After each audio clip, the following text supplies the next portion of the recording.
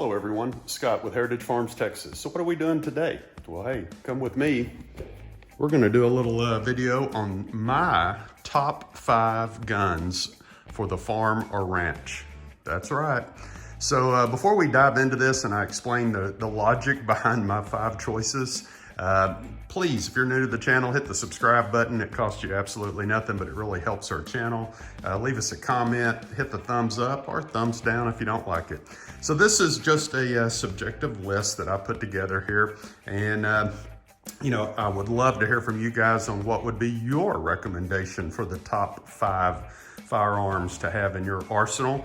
If you're just new to getting guns and you're trying to put together a little toolbox, if you will, of various firearms, you know, this is some recommendations I have. And I picked this list based upon versatility, also based upon the price of the ammo.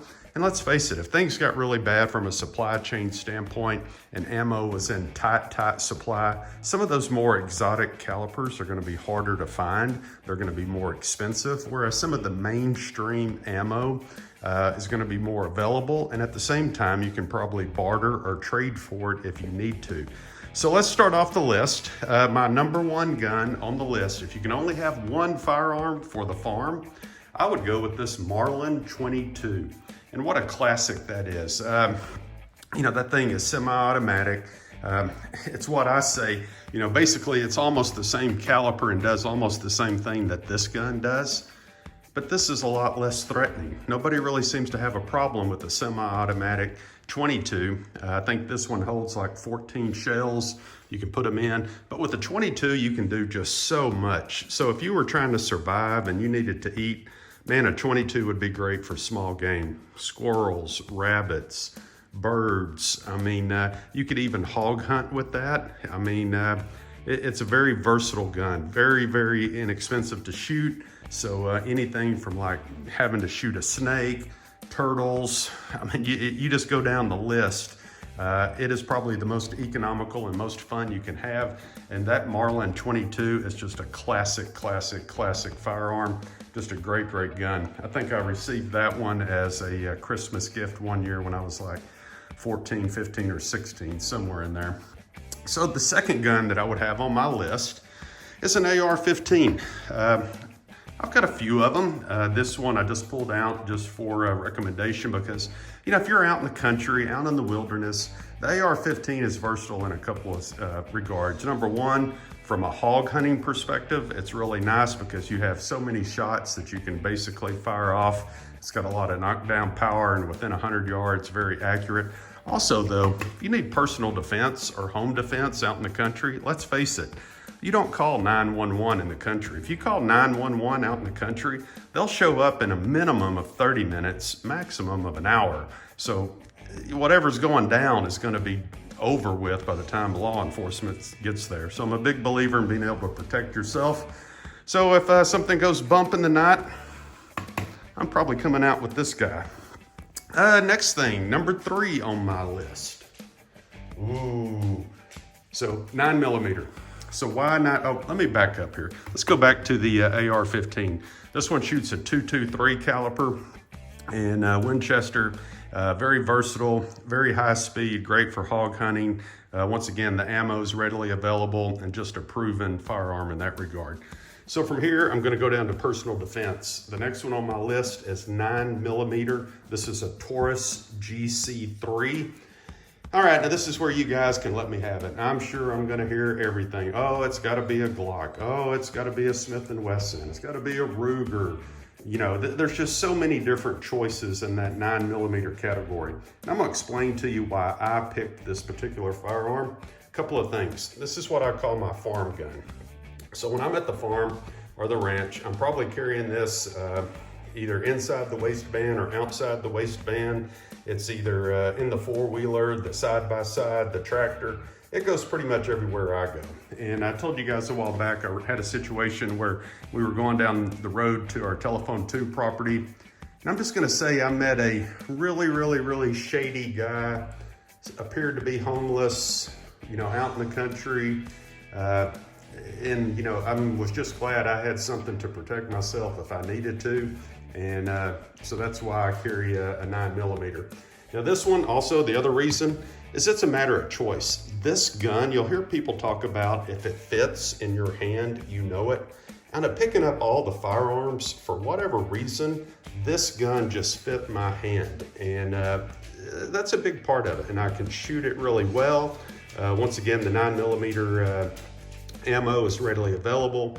I mean, I think this one has, I don't know, 14 shots or something like that. So very, very nice. And the other thing is it's inexpensive.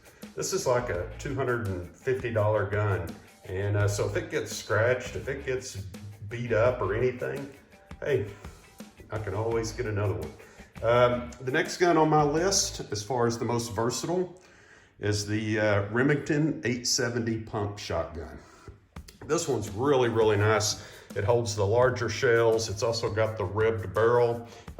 One of the reasons I picked this 12 gauge shotgun is going back to versatility, because you can carry everything from birdshot if you needed to go dove hunting.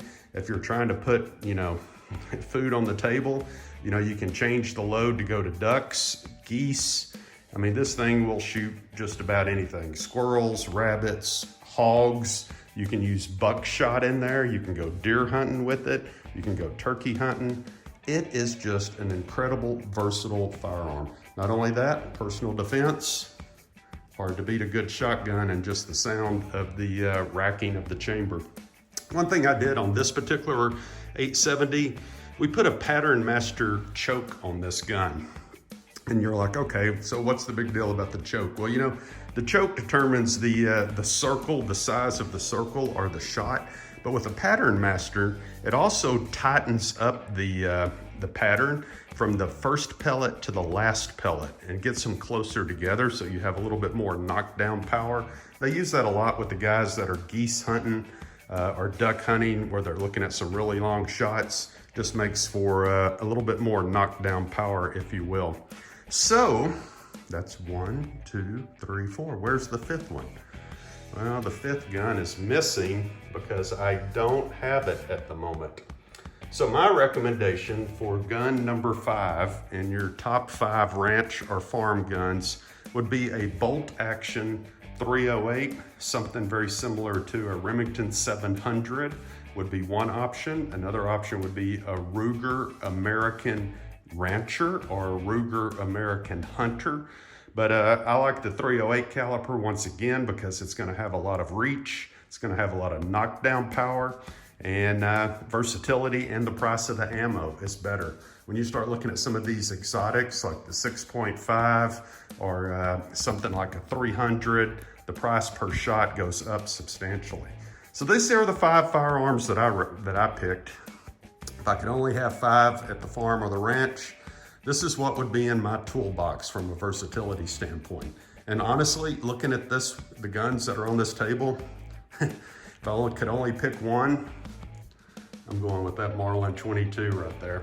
It's quiet when you shoot it, doesn't make a lot of noise, and you can do a lot of damage with that firearm. So anyway, let me know your thoughts, guys. Would love to hear from you. What would be your top 5 list of guns for the farm or ranch? But once again, this was about versatility, this was about home protection, and this was also about the feasibility and the cost of the ammo and how readily available ammo would be for these 5 guns.